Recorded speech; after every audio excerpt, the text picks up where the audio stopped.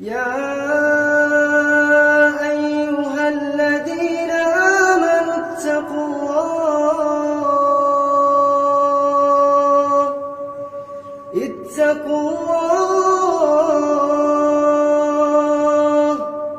اتقوا اللہ ولتنظر نفس ما قدمت لغد واتقوا اللہ ان اللہ خبیر ان المنافقین یخادعون اللہ وهو خادعهم وإذا قاموا إلى الصلاة قاموا كسالى يراءون الناس ولا يذكرون الله إلا قليلا. بے شک منافقین اللہ کو دھوکہ دیتے ہیں حالانکہ اس نے انہیں دھوکے میں ڈال رکھا ہے، اور جب وہ نماز کے لیے کھڑے ہوتے ہیں انتہائی سستی سے کھڑے ہوتے ہیں، لوگوں کو دکھاوا کرتے ہیں اور اللہ کو بہت تھوڑا یاد کرتے ہیں. ان المنافقین یخادعون اللہ، یہ ایک تاکیدی جملہ ہے. منافقین کا حال بیان کرنے کے لیے اللہ تعالیٰ نے انا سے بات شروع کی. یقینی طور پر، یعنی تاکید کے ساتھ یہ بات کی گئی، یقینی طور پر منافق جو ہیں وہ اللہ کو دھوکہ دیتے ہیں. یخادعون کا لفظ یہ خداع سے ہے، یعنی کوئی شخص ایسے کام کا اظہار کرے جس سے اس کا معاملہ مخفی رہے اور اس کی حقیقت پر پردہ پڑا رہے، یعنی دوسروں کے سامنے کسی ایسے کام کا اظہار کرنا جو اس کے باطن کے اندر کے خلاف ہو، اندر کچھ ہو اور باہر کچھ اور کہہ رہا ہو، حقیقت چھپا جانا، یعنی اصل حقیقت چھپا دینا.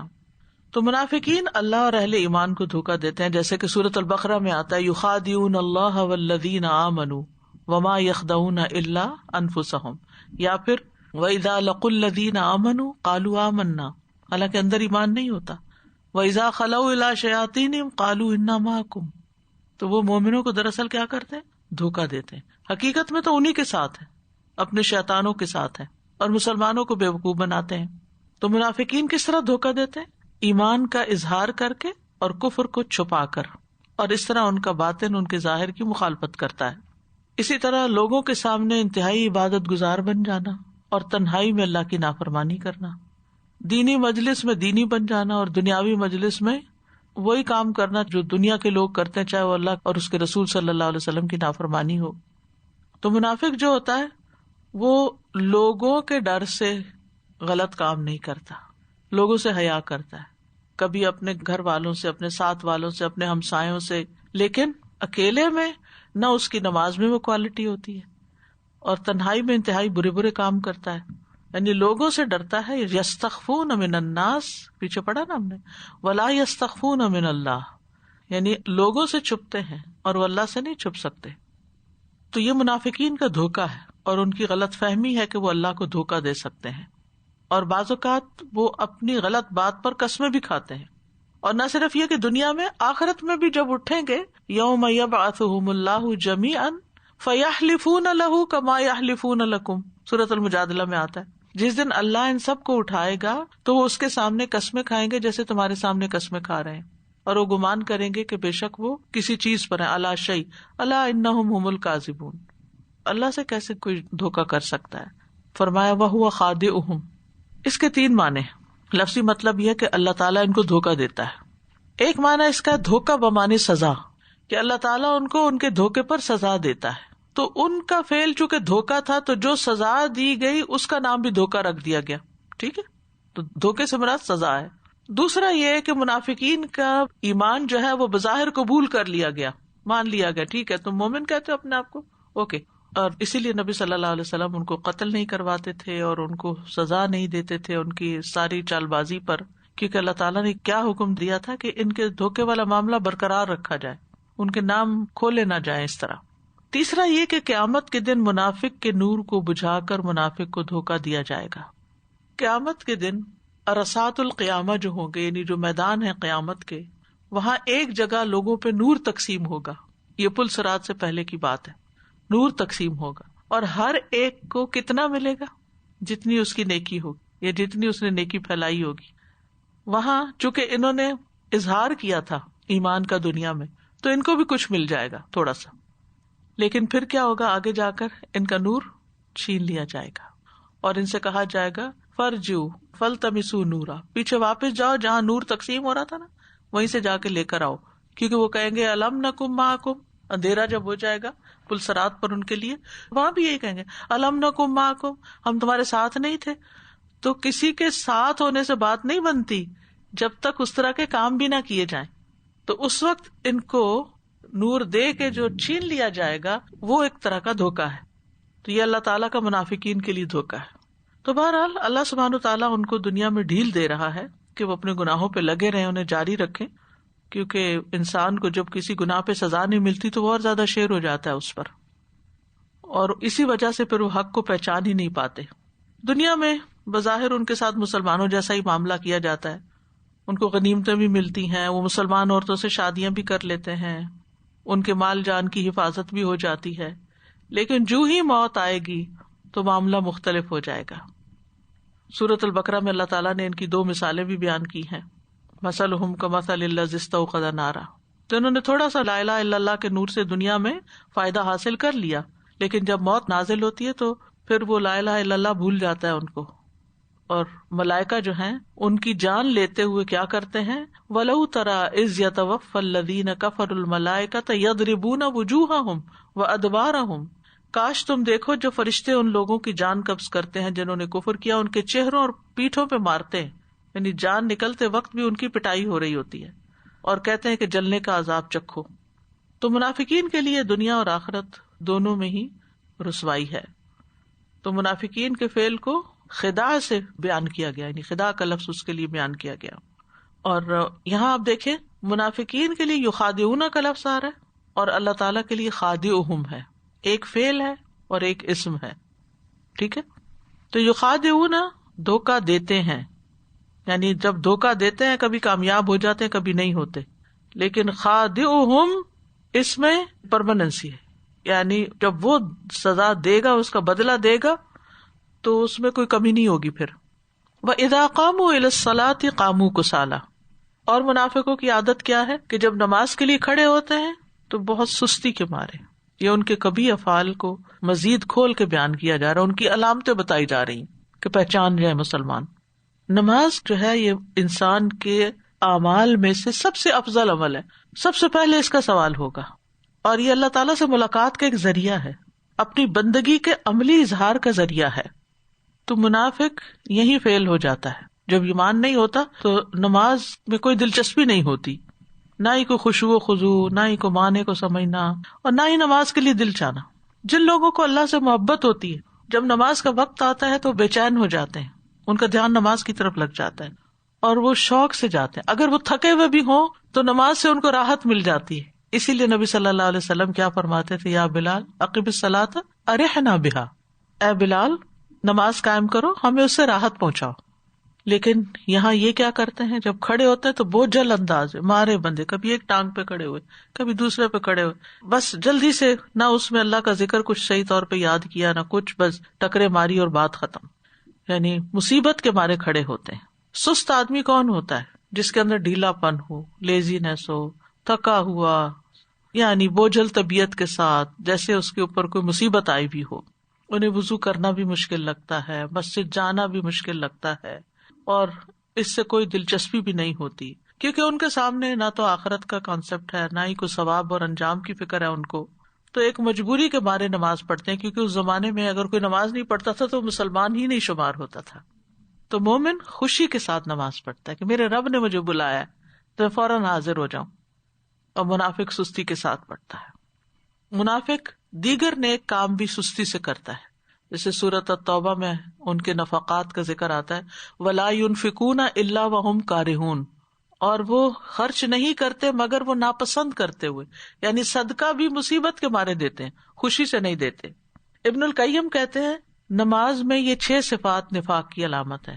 نماز کی طرف جاتے وقت سستی کا مظاہرہ کرنا، نماز ادا کرتے ہوئے لوگوں کو دکھاوا کرنا، اس کی ادائیگی میں تاخیر کرنا یعنی ڈیلے کر کے پڑھنا، جلدی جلدی ٹھونگے مارنا، اس میں اللہ کا ذکر کم کرنا، باجماعت نماز پڑھنے سے پیچھے رہنا، یہ نفاق کی علامات ہے۔ تو نماز کے وقت کو ضائع کرنے کے بارے میں کیا آتا ہے؟ الذین هم عن صلاتهم ساہون، فضول کاموں میں لگے رہے اور ڈیلے کر کے بالکل آخری وقت میں ٹکرے ماری. تو اہل ایمان کے لیے تو نماز آنکھوں کی ٹھنڈک ہے. یعنی آنکھوں کی ٹھنڈک میں کیا ہوتا ہے، نہیں جس کام کو کر کے انسان خوش ہو جاتا ہے، جس چیز سے انسان کو محبت ہوتی ہے، وہ کام کر کے انسان کو ایک عجب لذت نصیب ہوتی ہے. لیکن غافل اس ٹھنڈک سے محروم ہوتے ہیں. ابن قیم کہتے ہیں، اور جب انسان کی آنکھ کسی چیز سے ٹھنڈی ہو اور اس کے دل کو اس سے سکون اور راحت ملے تو سب سے زیادہ مشکل چیز یہ ہے کہ وہ اس سے جدا ہو جائے. ان کو نماز ختم ہونے کا غم ہوتا ہے کہ نماز ختم ہو گئی بس. اور تکلف سے پڑھنے والا ایسا دل جو اللہ کی محبت سے اور آخرت کی محبت سے فارغ ہو، جو دنیا کی محبت میں مبتلا ہو، اس کے لیے سب سے مشکل کام نماز ہے. اور اسے سب سے زیادہ ناپسند نماز کا لمبا ہونا ہے کہ یہ اتنی لمبی لمبی نمازیں پڑھاتے ہیں اس مسجد میں، یہاں مت جاؤ. حالانکہ وہ فارغ ہوتا ہے، صحت مند ہوتا ہے، اسے کوئی کام بھی نہیں ہوتا، پھر بھی اس کو نماز پڑھنی مصیبت لگتی. ایک آدمی نے کہا کاش میں نماز پڑھ لیتا تو سکون پاتا. تو دوسرے لوگوں نے کہا کہ یہ کیا بات کر رہے ہو؟ اس نے کہا میں نے رسول اللہ صلی اللہ علیہ وسلم کو فرماتے ہوئے سنا کہ بلال نماز کی اقامت کہو، ہمیں اس سے راحت پہنچاؤ. اور یہ ایک حقیقت ہے، تجربہ کر کے دیکھ لیجئے کہ آپ تھکے ہوئے ہوں گے، آپ کو کوئی تکلیف ہوگی ایون کمر میں، جسم میں، لیکن آپ پراپر وے میں اگر صحیح سجدہ اور رکوع کر کے نماز پڑھیں گے، شرطیہ طور پر آپ کی تھکاوٹ اتر چکی ہوگی. یعنی جیسے ایکسرسائز کرنے میں انسان کو تکلیف تو ہوتی ہے، لیکن جب ایکسرسائز کر چکتا ہے تو کتنی خوشی نصیب ہوتی.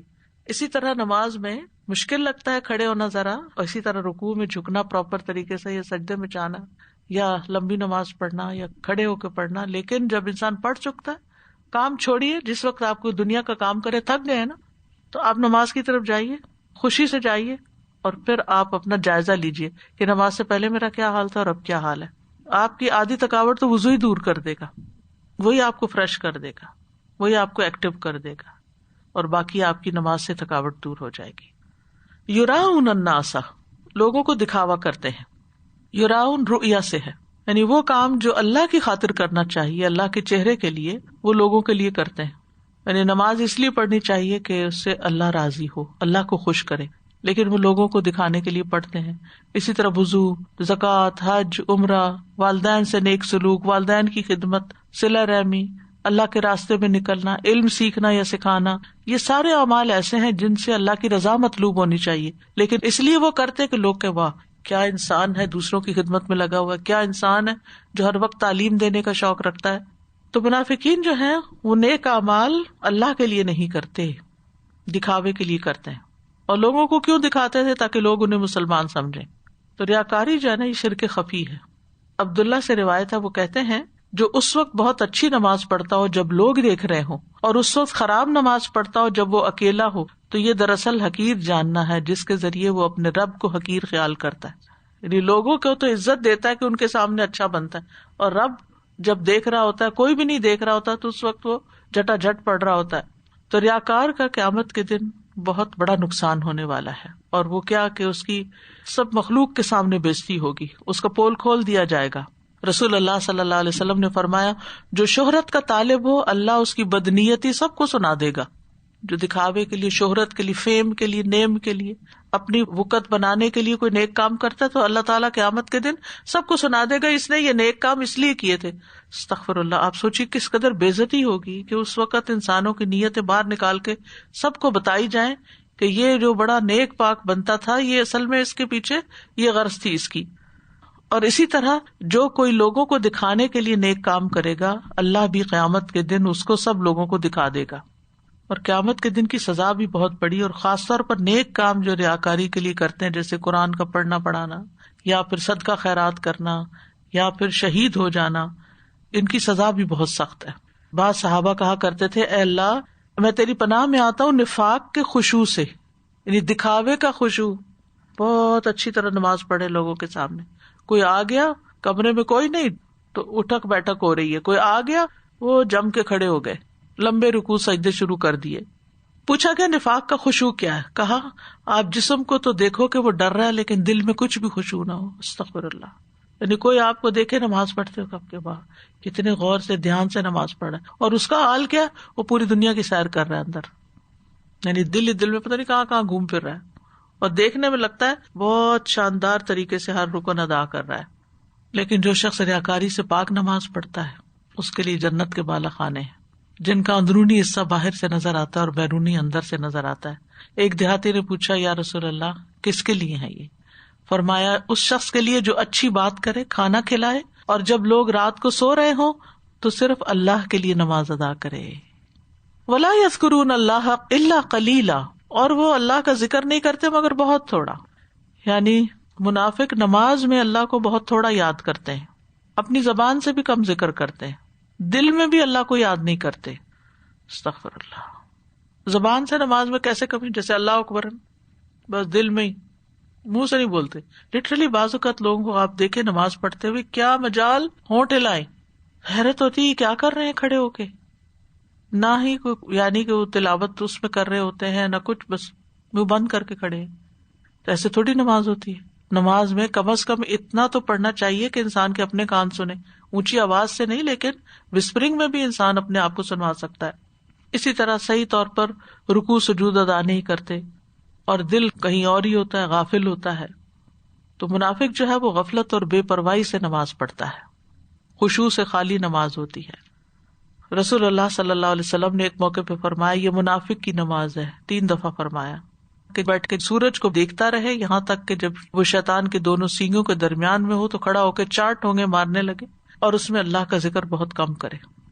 تو سبق اس میں یہ ہے کہ دل جمی سے نماز پڑھنی چاہیے، اور یہ کامیاب مومنوں کی علامت ہے۔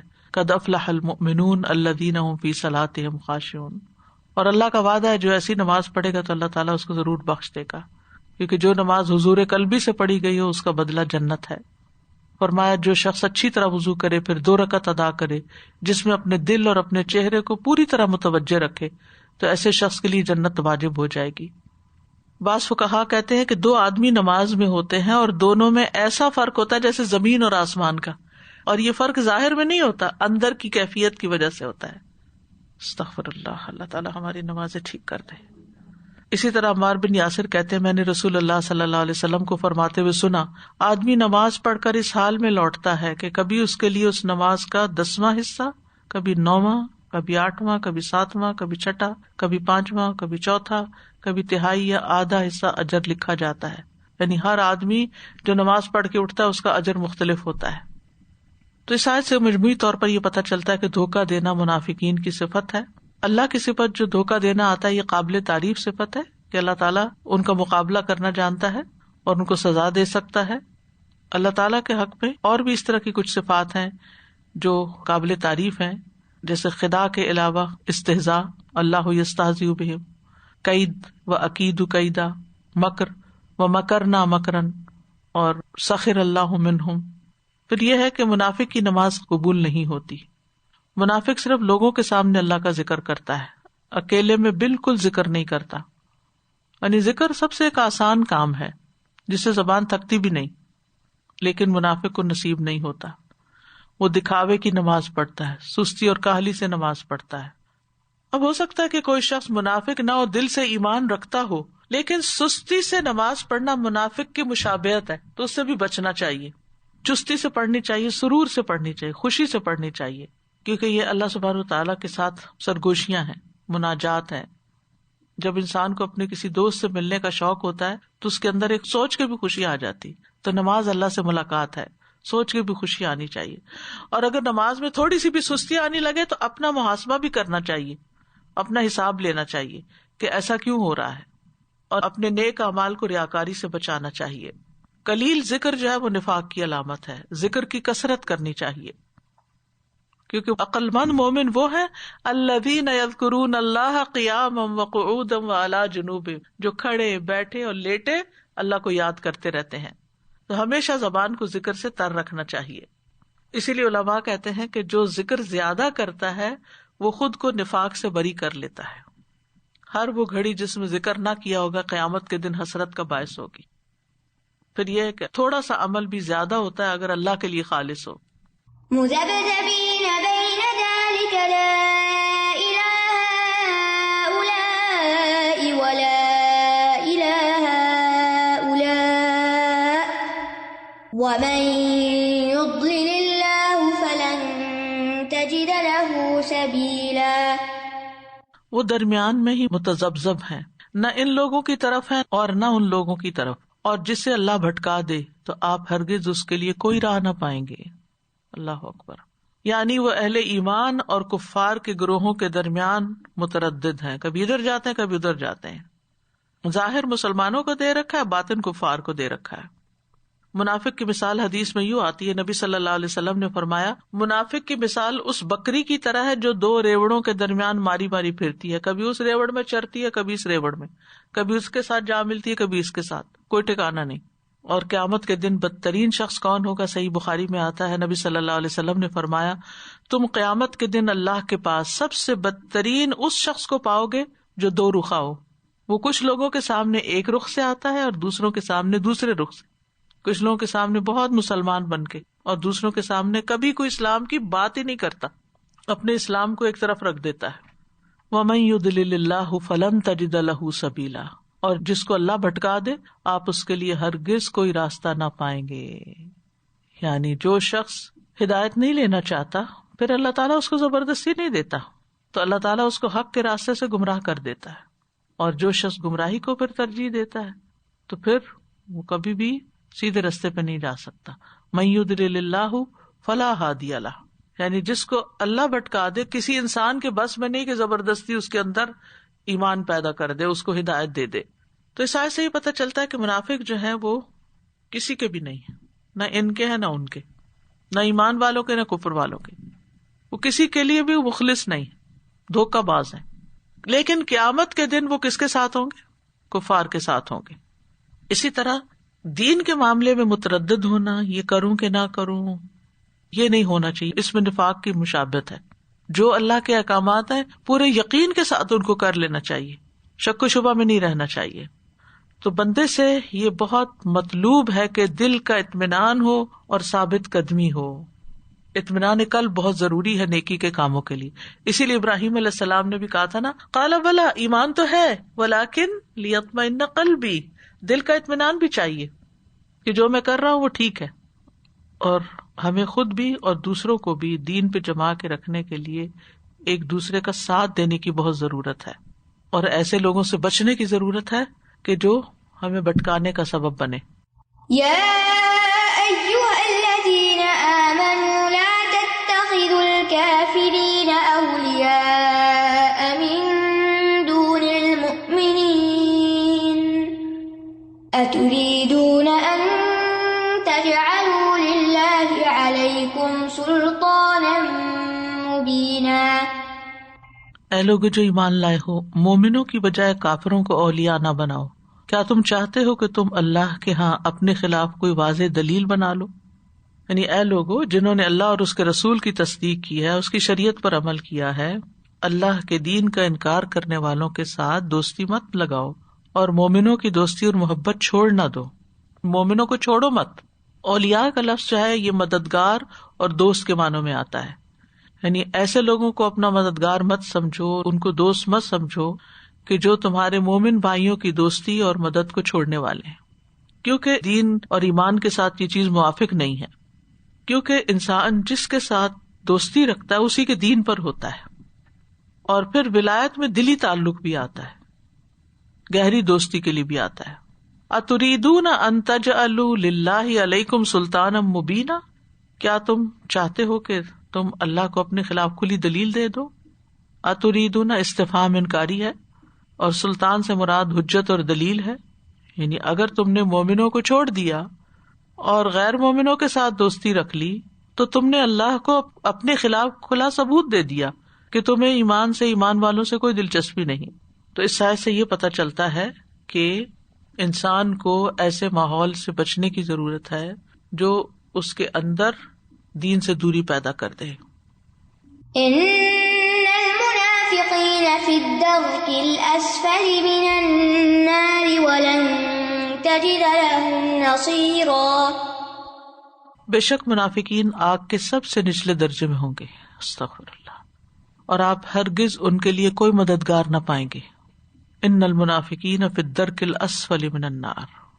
درک جو ہے اس کا ایک پروننسیشن درک بھی ہے، دونوں طرح آتا ہے. جس طرح درج ہوتا ہے نا اوپر جانے کے درجے، تو درک ہوتا ہے نیچے اترنے کے، اور اسفل سب سے نچلا. اور انا کہہ کے جو بات تاکیدی جملہ یہ بھی، ان المنافق، یقینی طور پر منافق جو ہیں آگ کے سب سے نچلے گڑھے میں ہوں گے، یعنی جہنم میں. تو اس کا یہ مطلب نہیں کہ صرف منافق ہوں گے، یہ بھی ہو سکتا ہے کہ کچھ اور لوگ بھی ان کے ساتھ ہوں. جیسے قرآن مجید میں آل فرعون کے لیے اشد العذاب کی بات آئی، کیونکہ سب سے نچلا گڑھا سب سے شدید عذاب والا ہے نا. وَيَوْمَ تَقُومُ السَّاعَةُ أَدْخِلُوا آلَ فِرْعَوْنَ أَشَدَّ الْعَذَابِ. اسی طرح وہ لوگ جنہوں نے مومن مردوں اور عورتوں کو آگ کے گڑھے میں پھینکا تھا، سورۃ البروج میں جن کا ذکر آتا ہے، ان کے لیے بھی فَلَهُمْ عَذَابُ جَهَنَّمَ وَلَهُمْ عَذَابُ الْحَرِيقِ. ٹھیک ہے، تو جہنم کے درکات ہیں، یعنی درجے ہیں، نیچے کے گہرائی ہے. رسول اللہ صلی اللہ علیہ وسلم نے فرمایا، اس ذات کی قسم جس کے ہاتھ میں میری جان ہے، جہنم کے کناروں اور اس کی گہرائی تک پہنچنے کی دوری اور مسافت اس قدر ہے کہ ایک بھاری چٹان ایسی کہ جس کا وزن 7 حاملہ اونٹنیوں، ان کی چربی، گوشت اور ان کی اولاد کے برابر ہو، اس کو جہنم کی اوپر والی منڈیر سے پھینکا جائے تو وہ جہنم کے پیندے تک 70 سال بعد پہنچے گی. ایک اور روایت میں آتا ہے، آپ نے فرمایا اگر جہنم کے کنارے سے ایک چٹان پھینکی جائے اور وہ 70 سال نیچے گرتی رہے تب بھی وہ اس کی گہرائی تک نہیں پہنچے گی. اتنا نیچے ہے تو اس سے اوپر کیسے آ سکتا ہے پھر کوئی؟ استغفر اللہ. ابو ہریرہ سے روایت ہے، وہ اس آیت کے بارے میں کہتے ہیں کہ الدرک الاسفل کیا ہے؟ ایسے گھر اور مکان جن کے دروازے ہوں گے، جہنم میں ان کو داخل کر کے ایسے مکانوں میں دروازے بند کر دیے جائیں گے، ان مکانوں میں نیچے سے بھی آگ دہک رہی ہوگی اور اوپر سے بھی، اور وہ کسی طرف سے باہر نہ نکل سکیں گے. وَلَن تَجِدَ لَهُمْ نَصِيرًا. اللہ تعالیٰ نفاق سے بچائے. اللہ اکبر. اور تم ہرگز ان کا کوئی دوست مددگار نہ پاؤ گے جو انہیں اس حالت سے نجات دے سکے، اس دردناک عذاب سے باہر نکالے. اصل میں منافقین کو یہ سخت عذاب اس لیے دیا گیا کیونکہ انہوں نے اپنے کفر کے ساتھ اسلام اور اہل اسلام کا مذاق اڑانا شروع کر دیا. اللہ کی آیات کا مذاق، اللہ کے دین کا مذاق اور دھوکہ دینا. بہت سی گھٹیا عادات کے مالک ہیں، اس لیے اس کی سزا کافر کی سزا سے بھی سخت ہے. یعنی جہنم میں لوگ اپنے اپنے اعمال کے مطابق جائیں گے، اور مسلمانوں میں سے جو لوگ غلط کام کرتے اور توبہ کے بغیر مر جائیں گے وہ سب سے اوپر والے حصے میں ہوں گے. إِلَّا الَّذِينَ تَابُوا وَأَصْلَحُوا وَاعْتَصَمُوا بِاللَّهِ وَأَخْلَصُوا دِينَهُمْ لِلَّهِ فَأُولَئِكَ مَعَ الْمُؤْمِنِينَ وَسَوْفَ يُؤْتِ اللَّهُ الْمُؤْمِنِينَ أَجْرًا عَظِيمًا. سوائے ان لوگوں کے جنہوں نے توبہ کر لی اور اصلاح کر لی اور اللہ کو مضبوطی سے تھام لیا اور اپنے دین کو اللہ کے لیے خالص کر لیا، تو یہی لوگ مومنوں کے ساتھ ہیں اور اللہ ضرور مومنوں کو اجر عظیم سے نوازے گا. الا الذین تابوا، مگر وہ لوگ جو توبہ کر لیں. کس سے؟ نفاق سے. یعنی نفاق چھوڑ کر خالص اور صریح ایمان کی طرف لوٹ آئیں. توبہ کا مطلب ہوتا ہے پلٹنا. وَأَصْلَحُوا، اصلاح کر لیں، یعنی جو فساد انہوں نے کیا اس کی اصلاح کریں، اپنے ظاہر کی اصلاح بھی کریں، باطن کی اصلاح بھی کریں. کیونکہ سورۃ البقرہ میں ان کے بارے میں آتا نا، الا انہم ھم المفسدون، کہ یہ تو فساد کرنے والے ہیں. تو یہ دوسری شرط ہے. اور توبہ کی شرائط میں سے بھی ایک شرط یہ ہوتی ہے کہ اگر کسی کا حق مارا ہے تو اس کو ادا کیا جائے. پھر ہے واعتصموا باللہ، اللہ کو مضبوط تھام لیں، یعنی اللہ کی طرف رجوع کریں، اللہ پہ توکل کریں، اللہ کی رسی کو تھام لیں، اللہ کے دین کو تھام لیں. کیونکہ وہ بار بار کفار کی طرف جاتے تھے اور ان سے پناہ لیتے تھے، ان کی پناہ طلب کرتے تھے. تو یہاں کیا ہے؟ ان کو پکڑنے کے بجائے اللہ کی طرف متوجہ ہو. وَأَخْلَصُوا دِينَهُمْ لِلَّهِ، اور انہوں نے اپنے دین کو اللہ کے لیے خالص کر لیا. یعنی دین سے مراد اسلام، ایمان، احسان، سب کچھ. ظاہری اور باطنی اعمال میں ان کا مقصد اللہ کی رضا حاصل کرنا ہو، دکھاوے اور نفاق سے بچے ہوئے ہوں، ریاکاری چھوڑ کر اخلاص کو اپنائیں. اخلصوا دینہم للہ، یعنی اپنی عبادت کو اللہ کے لیے خالص کر لیں، کسی اور کو اس میں شریک نہ کریں. کیونکہ ان کی عادت تھی نا یراؤن الناس، تو اس کے اپوزٹ بتایا گیا. فاولئک مع المؤمنین، ایسے لوگ مومنوں کے ساتھ ہوں گے، دنیا میں بھی، برزخ میں بھی، آخرت میں بھی اہل ایمان کے ساتھ ہوں گے. یہ نیک صحبت کی اہمیت ہے. کیونکہ انسان توبہ بھی کر لے، اصلاح بھی کر لے، اخلاص بھی کر لے، لیکن اگر اپنی کمپنی نہیں چھوڑتا غلط، تو پھر وہ اسی کی طرف پلٹ جائے گا. تو اس کے لیے بہت ضروری ہے کہ وہ مومنوں کے ساتھ ہو. فَأُولَٰئِکَ مَعَ الْمُؤْمِنِينَ، ایسے ہی لوگ دراصل مومنوں کے ساتھ ہیں دنیا اور آخرت میں. وَسَوْفَ يُؤْتِ اللَّهُ الْمُؤْمِنِينَ أَجْرًا عَظِيمًا، اور سوف یعنی جس کام کے لیے بشارت دی گئی ہے مستقبل میں یقینی طور پر واقع ہوگا. سوف تاکید کے لیے آیا ہے، یعنی اللہ نے مومنوں کو جو کچھ دینے کا وعدہ کیا ہے اس میں کوئی شک ہی نہیں. اور وہ کیا ہے؟ اجرن. اجرن نکرہ ہے، بہت بڑا اجر. اور عظیمہ کہہ کے مزید اس پہ تاکید ہے، یعنی اتنا بڑا اجر ہے کہ جس کا کوئی تصور بھی نہیں کر سکتا. ایک طرف آپ دیکھیں منافقوں کی سزا بتائی گئی، الدرک الاسفل، اور پھر یہ کہ مایوس نہ ہو، اگر غلطیاں ہو گئی ہیں، منافقت ہو گئی ہے، نکل آؤ اس سے باہر. اصلاح کے 4 نکات بتا دیے گئے، یہ کر لو تو اب تمہارا شمار مومنوں میں ہوگا، ان کے ساتھ ہوگے، انہی کے ساتھ اٹھائے جاؤ گے اور انہی کے ساتھ اجر عظیم پاؤ گے. 2 دفعہ مومنوں کا لفظ آیا اس آیت کے اندر. تو ایمان بہت بڑی چیز ہے اور ایمان ہی اخلاص دیتا ہے بندے کو. تو مومنوں سے جو وعدہ ہے توبہ کرنے والوں سے بھی وہی وعدہ ہے. لیکن اگر کوئی شخص مومنوں کی رفاقت سے محروم ہو گیا تو وہ اس خیر سے بھی محروم ہوگا جو مومنوں کو ملے گی. تو جو شخص ایمان لے آتا ہے تو اس کے لیے اجر عظیم کا وعدہ ہے جیسے اس آیت میں ہے، اور دنیا اور آخرت میں اللہ تعالیٰ کا دفاع ملتا ہے. ان اللہ یدافع عن الذین آمنوا، سچا ایمان لانے کا یہ فائدہ ہے کہ اللہ مومنوں کا دفاع کرتا ہے.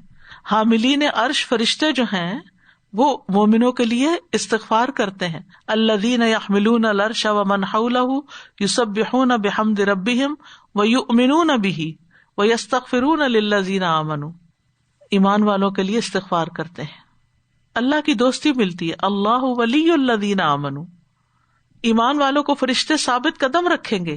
اذ یوحی ربک الی الملائکۃ انی معکم فثبتوا الذین آمنوا، ایمان والوں کے لیے فرشتوں کو کیا حکم ہے کہ ایمان والوں کو ثابت قدم رکھو.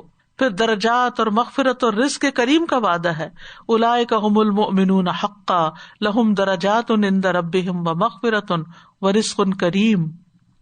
پھر عزت ہے، وَلِلَّهِ الْعِزَّةُ وَلِرَسُولِهِ وَلِلْمُؤْمِنِينَ وَلَكِنَّ الْمُنَافِقِينَ لَا يَعْلَمُونَ. پھر اللہ کی معیت نصیب ہوتی ہے، وَأَنَّ اللَّهَ مَعَ الْمُؤْمِنِينَ، دنیا اور آخرت میں رفعت ملتی ہے. يَرْفَعِ اللَّهُ الَّذِينَ آمَنُوا مِنكُمْ وَالَّذِينَ أُوتُوا الْعِلْمَ دَرَجَاتٍ، دوہری رحمت اور نور ملتا ہے.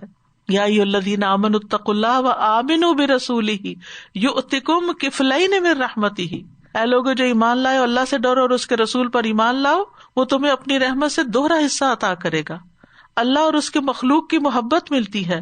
ان الذین آمنوا وعملوا الصالحات سیجعل لهم الرحمن ودا، یقیناً جو لوگ ایمان لائے اور اچھے کام کریں اور نیک عمل بھی کیے، اللہ رحمان ان کے لیے لوگوں کے دلوں میں ضرور محبت پیدا کر دے گا.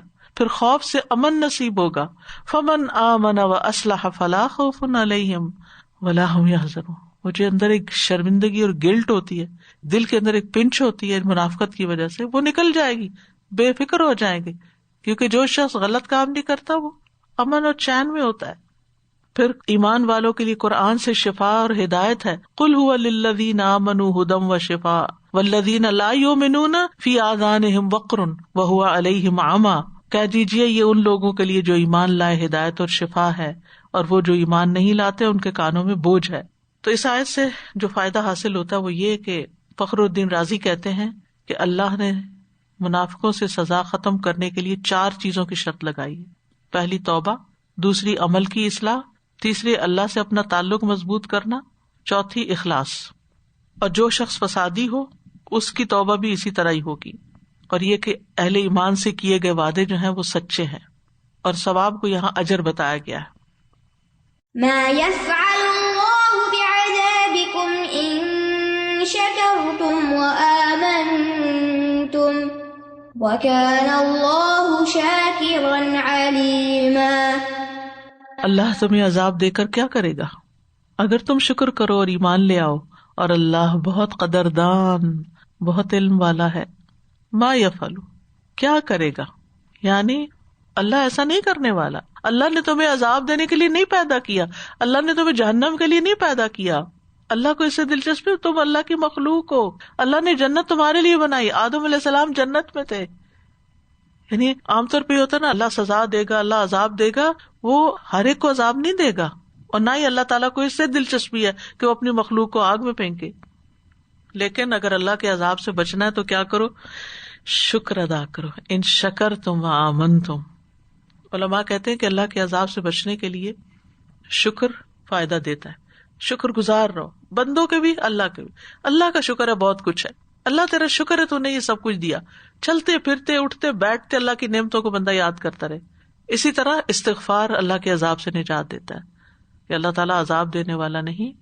ما کان اللہ لیعذبہم وانت فیہم، اور پھر وہم یستغفرون کی بات آتی ہے.